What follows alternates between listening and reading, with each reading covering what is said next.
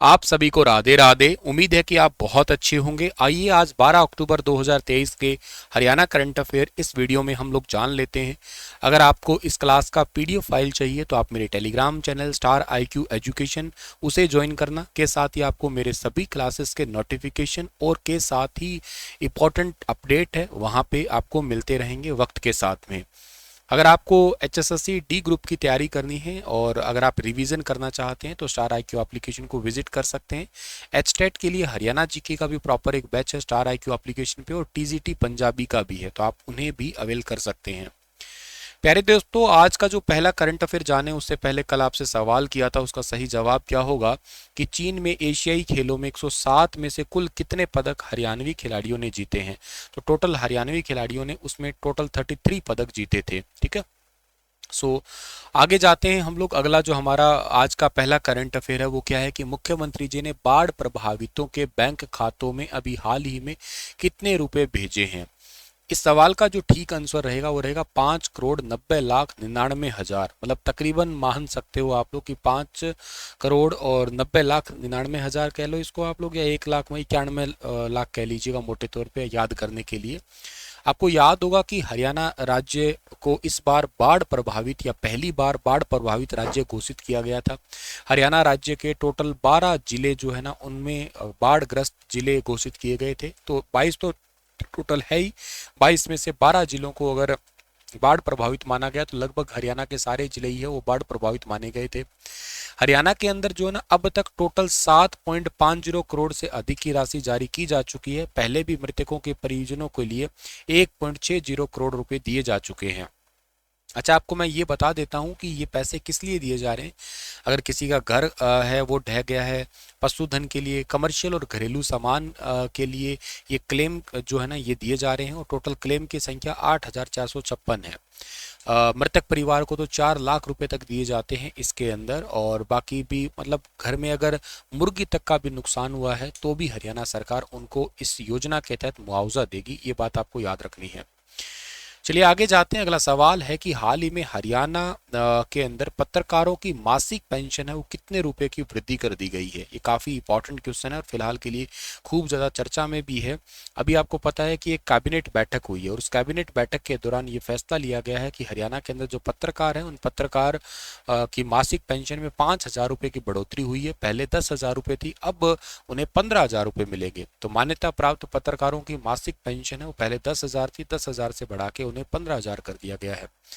तो ये एक छोटा सा पॉइंट है, जरूर याद करने वाला है आपके लिए ये। अच्छा, इसके अलावा ये है कि हरियाणा में पराली जलाने के मामले में कमी लाने, टिकाऊ ऊर्जा के लिए धान की पराली का उपयोग करने और 2027 तक फसल अवशेष जलाने को खत्म करने के लिए एक नई नीति आई है। और इस नई नीति का नाम क्या है? इस नई नीति का नाम है पराली XC2 प्रबंधन नीति 2023। इस नई नीति को मंजूरी दी गई है। अच्छा, नई नीति को मंजूरी दी गई है। इस नीति से धान के भूसे आधारित परियोजना में निजी निवेश बढ़ाने, किसानों को प्रोत्साहित करने की जिम्मेदारी के साथ पराली का उपयोग करना या किसानों और उद्योगों के बीच में एक MOU या यूं कहिएगा इन दोनों के बीच में संबंध स्थापित करने पे काम किया जाएगा। क्योंकि अगर किसान पराली नहीं जलाएगा तो पर्यावरण जो है वो सेफ रहेगा। इसलिए किसानों को 1,000 रुपये प्रति एकड़ दिए जाएंगे। उद्योगों को फायदा ये है कि उस पराली से अभी 2G एथेनॉल प्लांट तो खुल ही चुका है, तो उससे एथेनॉल बनाए जा सकेंगे। और पराली से बिजली बनाने वाला हरियाणा का पहला राज्य कौन सा है वो सॉरी जिला कौन सा है वो है रेवाड़ी। भारत का पहला राज्य हरियाणा, और हरियाणा के अंदर रेवाड़ी के अंदर पराली से बिजली बनाएगी। पराली से ethanol 2G ethanol plant Panipat के अंदर 10 अगस्त 2022 को ओपन हुआ था। आपको पता है ना 3 टाइप के होते हैं। 1G के अंदर तो बिजली सॉरी एथेनॉल बनता है किससे? गन्ने के रस से बनता है, मक्के से बनता है, जेट्रोफा से बनता है, आलू से बनता है। ये एनर्जी क्रॉप कहलाती है, ज्योग्राफी में पढ़ा होगा आपने। एक 2G है, 2G के अंदर बनता है जैसे गेहूं की भूसी हो गई है या चावल की भूसी हो गई है, इनसे बनता है। और 3G से एल्गी से बनेगा, वो अभी नहीं है, आगे फ्यूचर की बात है, अभी तो अंडर प्रोसेसिंग है 3G तो। लेकिन 1G और 2G अभी के लिए एक्टिव काम कर रहे हैं ये। इससे बहुत बड़ा बेनिफिट होगा हरियाणा या आसपास के जो लगते क्षेत्र है यहाँ पे। एक तो एयर क्वालिटी इंडेक्स है वो सुधर जाएगा, किसानों को फाइनेंशियल बेनिफिट मिलेगा और इसके साथ साथ एनवायरनमेंट को ग्रीन फ्यूल या बायो फ्यूल है वो मिल जाएगा। तो ये ओवरऑल पूरा एक साइकिल है बेनिफिट का। इसके अलावा कैबिनेट के अंदर आपको मैंने कल भी पढ़ाया था कि मंजूरी मिल चुकी है, 5 रुपये अब मिनिमम किराया हो चुका है हरियाणा की बसों में। पहले जहाँ पे जैसे 2.5 रुपये किराया था मान लो कई जगह पे, अब 2.5 रुपये आप समझ सकते हैं कि खुला पैसा होना बहुत मुश्किल। आज के टाइम में 1 रुपये 2 रुपये ये सिक्के मिलने लगभग ना के बराबर ही हो गए हैं। उसकी वजह यह है कि महंगाई बहुत बढ़ गई है। किसी टाइम पे 1 रुपये 2 रुपये की वैल्यू ज़्यादा होती थी, अब धीरे धीरे वैल्यू कमज़ोर होती जा रही है पैसे की, मतलब महंगाई बढ़ती जा रही है। समझिएगा 10 रुपये एक बड़ा मिनिमम सा लगता है हर जगह। तो 5 या 10 रुपये अब जो है ना ये हो गए, और ये किराया राउंड ऑफ करने के लिए ऐसा किया गया है ताकि सिक्के या चेंज की समस्या ना हो, इस करके किराया राउंड ऑफ कर दिया। मिनिमम 5 रुपये हो गया हरियाणा के अंदर। अच्छा, हरियाणा में परिवहन डिपार्टमेंट के मंत्री कौन है? उनका नाम है मूलचंद जी शर्मा, याद रखना आप लोग। अच्छा, मूलचंद शर्मा तो परिवहन डिपार्टमेंट के मंत्री है, चलो समझ में आता है। तो मूलचंद शर्मा के पास में और कौन कौन से डिपार्टमेंट है? इनके पास में खान और भू विज्ञान डिपार्टमेंट भी है। इसके अलावा इनके पास में इलेक्शन डिपार्टमेंट भी है, और हायर एजुकेशन डिपार्टमेंट अभी थोड़े समय पहले ही दिया गया था। अच्छा सर, स्कूल एजुकेशन डिपार्टमेंट किसके पास में? तो वो कंवरपाल जी के पास में है। इनके पास में स्कूल एजुकेशन डिपार्टमेंट है।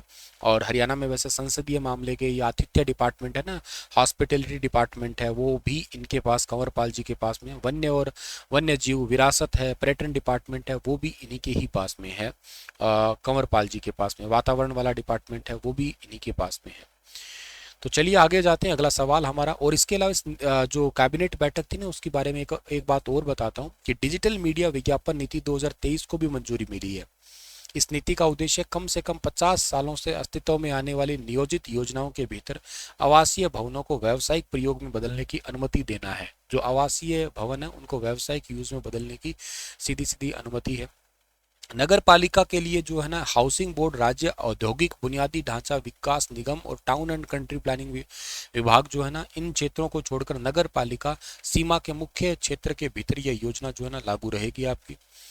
एसडीएम कार्यालय में रजिस्ट्री होने वाली है। सीएम मनोहर लाल जी ने कहा है कि रजिस्ट्री तहसील और उप तहसील में होती थी, अब उप जिला का दर्जा देकर एसडीएम कार्यालय में भी रजिस्ट्री हो सकेगी। इसके लिए अधिनियम 1908 की धारा 17 और 18 के तहत जो जितने भी संपत्ति उनको हस्तांतरण के दस्तावेज मतलब ट्रांसफर करने के लिए जो डॉक्यूमेंट्स है ना, उस लिए हरियाणा सरकार ने एक नई नीति बना दी है और कहा है कि उपमंडल को एक उप जिले के रूप में गठित किया गया है।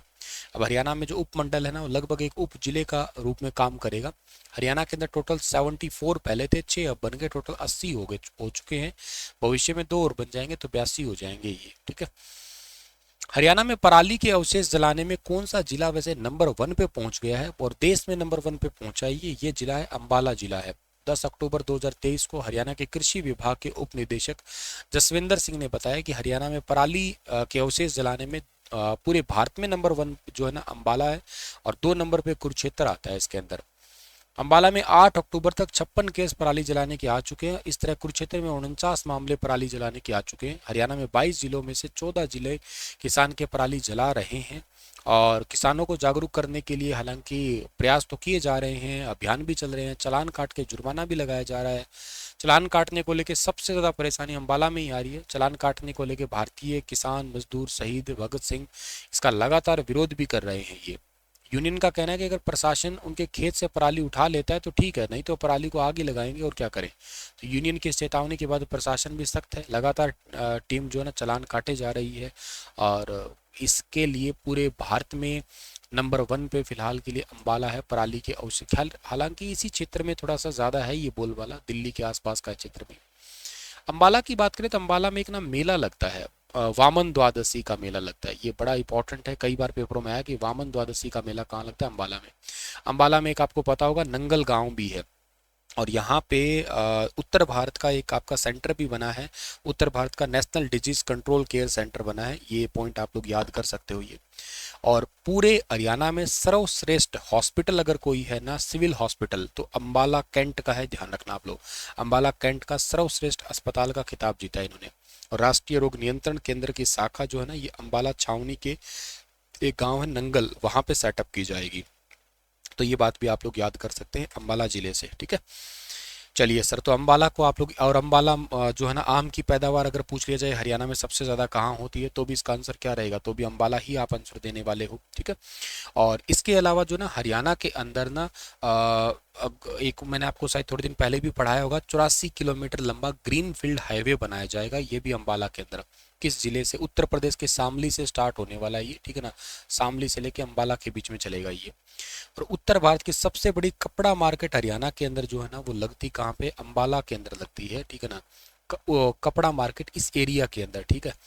और इसके अलावा रोहतक की शोरी मार्केट भी बहुत फेमस है इसके लिए, तो उसको भी आप लोग याद कर सकते हो। और इसके अलावा जो है ना, एक काला अम्ब और मोहाली ग्रीनफील्ड एक्सप्रेस वे है, उसको भी मंजूरी मिल चुकी है ये। और देश की जो चौथी वंदे भारत एक्सप्रेस ट्रेन थी ना, वो हिमाचल प्रदेश के ऊना से दिल्ली तक जो चली थी, ये हरियाणा के अंदर अंबाला स्टेशन के ऊपर रुकती है, तो ये भी अपने आप में इंपॉर्टेंट है। उत्तर भारत का रेलवे का हेडक्वार्टर भी अंबाला ही है। कालका शिमला एक्सप्रेस ट्रेन है, वो अंबाला मंडल में ही आती है आपकी। चलिए, इसी के साथ ये सेशन समाप्त होता है। आपके लिए क्वेश्चन है कि एटम ऑन व्हील अभियान की शुरुआत किस गांव में की गई है? बताना इसके बारे में विस्तार से। कल मिलता हूं आपको मैं लेटेस्ट करंट अफेयर के साथ। तब तक हंसते रहना, मुस्कुराते रहना। आप लोग सुबह 11:30 बजे लाइव आना बिल्कुल मत भूलना आप लोग। Thank you so much dear.